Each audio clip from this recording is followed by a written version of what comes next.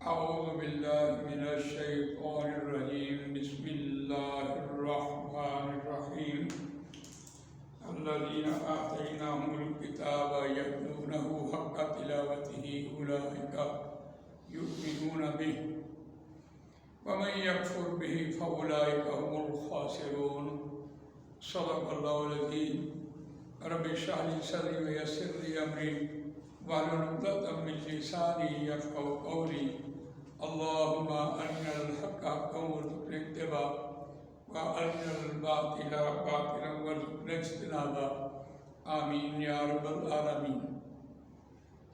دوستوں اور بزرگوں، آج ہم تعلیم حق یوٹیوب چینل کے ذریعے آسان عربی گرامر کے ذریعے قرآن مجید قرآن فہمی کی رسائی آپ تک پہنچا رہے ہیں۔ آج جو ہمارا سبق ہے وہ رہنمائے ترجمۃ القرآن کتاب کے صفحہ نمبر 154 پر آپ کو مل جائے گا، اور یہ کتاب جو ہے اس کتاب کے ذریعے یہ لیسن آپ کو پڑھائے جا رہے ہیں، اور اس کتاب میں آپ کو ایکسرسائز بھی مل جائیں گی، لفظی ترجمہ بھی مل جائے گا، قرآن مجید کا حوالہ بھی مل جائے گا، اور آیات کے ذریعے آپ کو اس کی ایکسرسائز بھی کروائی دی جائے گی۔ تو بہرحال آسان کورس آج ہم آپ کو فعل مضارع، یعنی یوں سمجھیں کہ جب ہم فعل کرتے ہیں تو فعل کی تعریف اور اس کی پہچان۔ فعل کی تعریف میں ہم نے دیکھا کہ فعل میں زمانہ پایا جاتا ہے۔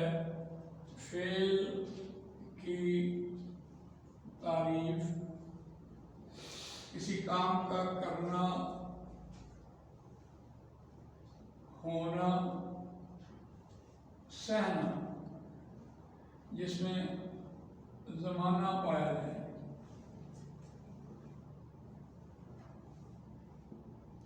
زمانے تین ہوتے ہیں: ماضی، حال اور مستقبل۔ عربی میں دو زمانوں سے بات مکمل ہو جاتی ہے۔ حال اور مستقبل کو ایک نام دیا جاتا ہے، وہ ہے مضارع۔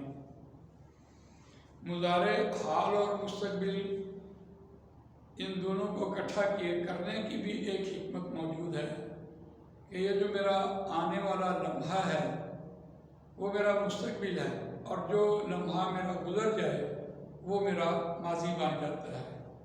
اس کا مطلب ہے کہ آدمی کو ہر حال میں ایسی زندگی گزارنی چاہیے جس سے انسان کا کوئی بھی عمل غلط نہ ہو۔ ایسا نہ ہو کہ قرآن مجید کی روح سے وَلَا تَمُوتُنَّ إِلَّا وَأَنْتُمْ مُسْلِمُونَ، اور تمہیں ہرگز موت نہ آنے پائے کہ تم نافرمانی میں ہو۔ تو یہ مضارع سے ہمیں یہ بات سمجھ آتی ہے کہ ایک تو جو زندہ ہمارا جو حال چل رہا ہے، زمانہ چل رہا ہے، اس پر بات ہو رہی ہوتی ہے، اور ایک آنے والے زمانے کی بات ہوتی ہے۔ تو نبی اکرم صلی اللہ علیہ وسلم کے دور میں بھی جب قرآن مجید نازل ہو رہا تھا تو وہ اس وقت کا حال تھا، اور قرآن مجید زندہ ہونے کے حوالے سے مستقبل کو بھی ساتھ رکھا گیا ہے۔ تو یہ بڑی بنیادی بات ہم نے آپ کے سامنے رکھی ہے۔ تو دیکھیے، جب مضارع، ماضی اور مضارع کی بات کرتے ہیں تو آج ہم آپ کو بتائیں گے کہ مضارع حال اور مستقبل کا نام ہے۔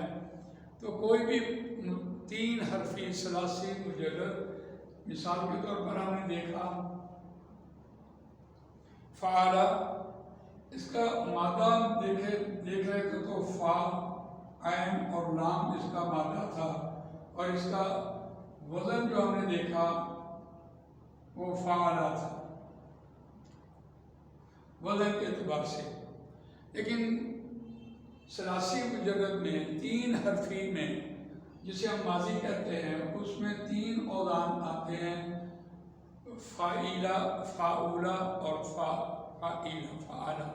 یہ تین اوزان آتے ہیں۔ اس میں جو ہم نے دیکھا کہ ایک اس کا وزن تھا فعیلا، یہ ماضی معروف کے 3 اوزان تھے.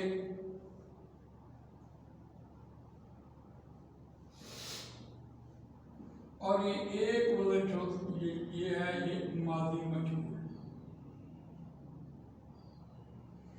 اسی طرح جب ہم اس کو مضارع میں لے کے جاتے ہیں ثلاثی مجرد کو، تو بس ایک ہی قاعدہ ہم یاد رکھیے، اس کے شروع میں یا، تا، الف اور نون، ان 4 حرفوں میں سے کسی ایک حرف کا ہم اضافہ کریں تو اس کا ترجمہ فعل ماضی سے مضارع میں چلا جاتا ہے، یعنی حال اور مستقبل میں چلا جاتا ہے. تو اس کو یاد رکھنے کے اعتبار سے اگر ہم یہ یاد رکھیں، یتان، دیکھیے فعل سے یفعل جب ہم کہہ رہے ہوتے ہیں تو یہ اس کا ترجمہ ہوتا ہے وہ کام کرتا ہے یا کرے گا. وہ حال اور مستقبل، وہ کام کرتا ہے یا کرے گا. اب اس کے یہ معنی ہوں گے. جب ہم دیکھتے ہیں فعلا، فعیلا اور فعولا میں، تو یہ تینوں ہی اعتبار سے یفعلو، یفعلو اور یفعلو، یہ 3 اوزان اس کے آ جاتے ہیں. ہم نے دیکھا کہ اس کا ایک مضارع مجہول یا مضارع معروف کی بات تھی. معروف کہتے ہیں جس میں کام کرنے والا موجود ہو، اور جب ہم اس کا مجہول بنا رہے ہوتے ہیں، مضارع مجہول بناتے ہیں، تو ہم کہتے ہیں یفعل. اب یہ مضارع مجہول کا ایک وزن ہے جو ان تینوں اعتبار سے ایک ہی وزن آ رہا ہوتا ہے. آسان بات یہ ہے کہ علامت مضارع پیش میں آئے گا اور سیکنڈ لفظ جب ضمیر لے کے آئے گا تو مضارع مجہول، یعنی اسے ہم کہیں گے یہ پیسو وائس ہے، اور اسے ہم کہیں گے یہ ایکٹیو وائس ہے، اور یہ پیسو وائس ہے. ایکٹیو وائس وہ ہوتا ہے جس میں کام کرنے والا موجود ہو، اور پیسو وائس وہ ہوتا ہے کہ جس میں کام کرنے والے کا پتہ نہ ہو اور کام ہو رہا ہو، کام چل رہا ہو. اس اعتبار سے ہم دیکھتے ہیں. تو آج ہم نے آپ کے سامنے کسی بھی مضارع کے صیغے سے ہم نے وزن نکالنا آپ کو بتانا ہے. دیکھیے علامت مضارع آپ نکالیے. ہم یہ کرتے ہیں فعل یفعل کے اعتبار سے دیکھتے ہیں یفعل، تو اس کے کسی بھی لفظ کا اگر ہم مادہ نکالنا چاہیں ہم دیکھیں گے ینصر. علامت مضارع کو آپ ہٹا دیجئے اور جو اندر رہ جائے گا لفظ وہ آپ کے سامنے نون، صاد اور را. اب یہ مادہ کے حروف اس کے نکل آئیں گے. پیٹرن یہی ہے کہ ہم کسی بھی لفظ سے اس کا مادہ کیسے نکال سکتے ہیں. مادہ نکالنے کا طریقہ ہمارے پاس یہ موجود ہے. اب ہم دیکھتے ہیں کہ کسی بھی ایک لفظ جو ہم نے یاد کی ہے گردان، اس اعتبار سے ہم اس کا مادہ نکال سکتے ہیں. اس کے بعد ہم دیکھتے ہیں ایک صیغہ جات کے اعتبار سے اس کی پہچان کیا ہوگی. صیغے کے اعتبار سے ہمارے پاس یہ گردان موجود ہے. یفعلو، یفعلانی، یفعلونا، تفعلو، تفعلانی، یفعلنا، تفعلو، تفعلانی، تفعلونا، تفعلینا، تفعلانی، تفعلنا، افعلو، نفعلو، نفعل. یہ مضارع کی گردان ہے.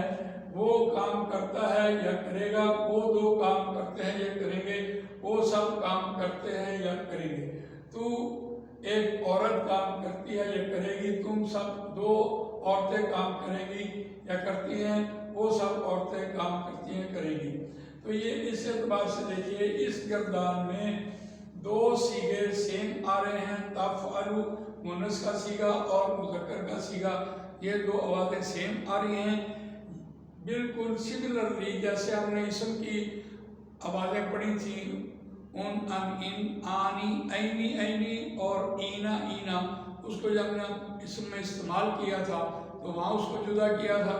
اسی طرح جب ہم اس کو جملے میں استعمال کریں گے تو ان 2 آوازوں کو ہم آپ کو علیحدہ کر کے بتائیں گے.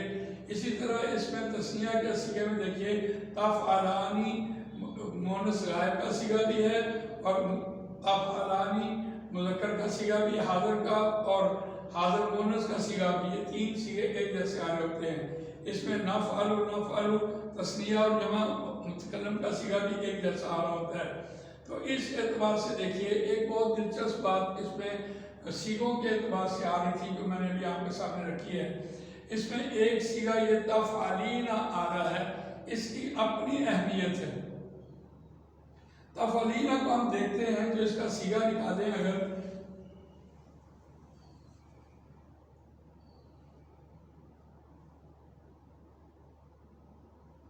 تفعلین،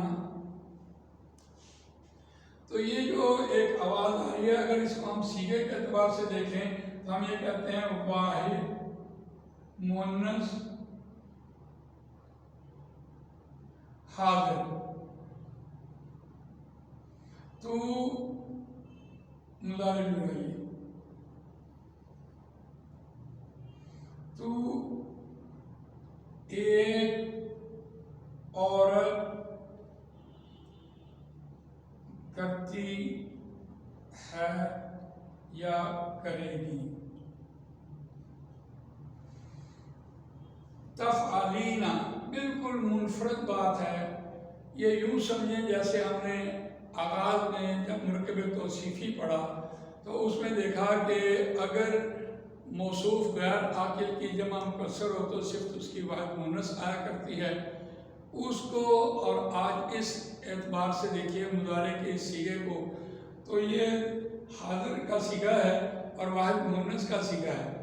لیکن آواز کے اعتبار سے جب ہم کہتے ہیں صالحون، صالحان، صالحین، صالحانی، صالحین، صالحین، صالحون، صالحین، اسم کے اعتبار سے صالحین آواز آ رہی ہے اور فعل کے اعتبار سے تفعلین آواز آ رہی ہے۔ یہ دونوں آوازیں سیم ہیں۔ اگر ہم یہاں دیکھیں صالحین،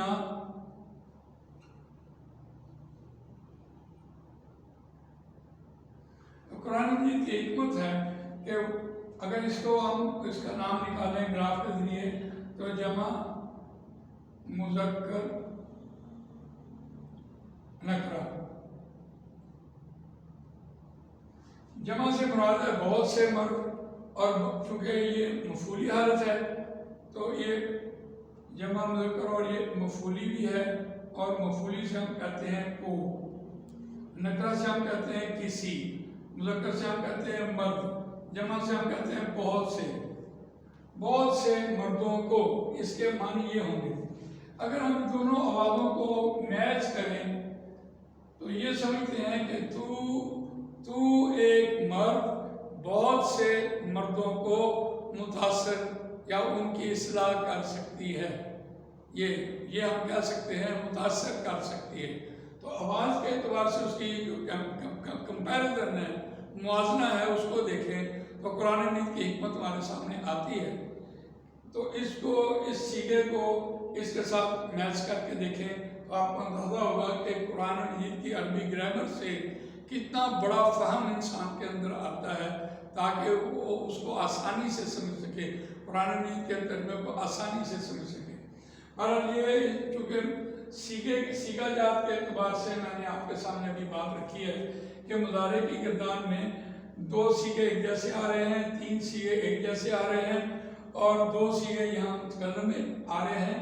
لیکن اس میں ایک بڑی دلچسپ بات یہ ہے کہ اس میں جو نون اعرابی ہوتے ہیں آوازوں کے اعتبار سے، جیسے ہم نے دیکھا کہ نون اعرابی ہم نے اسم کے چارٹ میں بھی دیکھا تھا کہ تثنیہ اور جمع کے صیغوں میں وہ نون اعرابی ہمیں ملے، جیسے آنی، عینی، عینی، اونا، اینا، اینا، تم، تانی، تینی، تینی، آتن، یہ ان میں جو ہم نے نون اعرابی دیکھے۔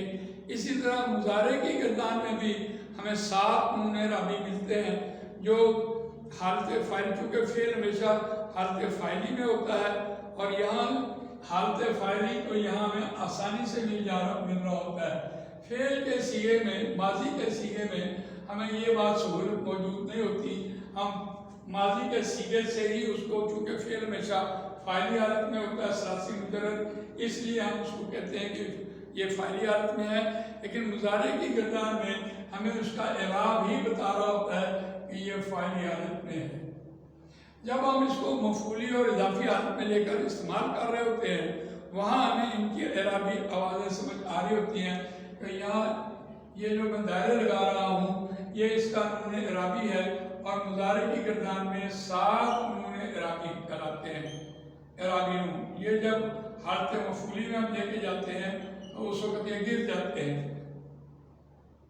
یہ دیکھیے 7 بنتے ہیں، یہ تثنیہ کے صیغے میں اور جمع کے صیغے میں، پھر تثنیہ مؤنث میں 1 2 3 4 5 6 اور 7 نون اعرابی ہیں جو اس کو استعمال کرتے وقت نون اعرابی مضارع کے 7 نون اعرابی گر جاتے ہیں۔ اب تک میں نے ابھی آپ کے سامنے صیغے کے اعتبار سے، صیغہ جات کے اعتبار سے اس کا موازنہ کیا ہے کہ ہم کسی مضارع کو، ماضی کو مضارع بنانے کے لیے ہم کیسے اس کو مضارع بنا سکتے ہیں، اور اس ہر ایک صیغے کی اپنی اہمیت کیا ہے۔ تو انشاءاللہ نیکسٹ اگلے نشست میں ہم آپ کو اسی سبق کے ساتھ لنک کریں گے۔ اللہ تعالیٰ مجھے آپ کو قرآن مجید پڑھنے، سمجھنے، اس پر عمل کرنے، اس کو دوسروں تک پہنچانے کی توفیق عطا فرمائے۔ جزاک اللہ۔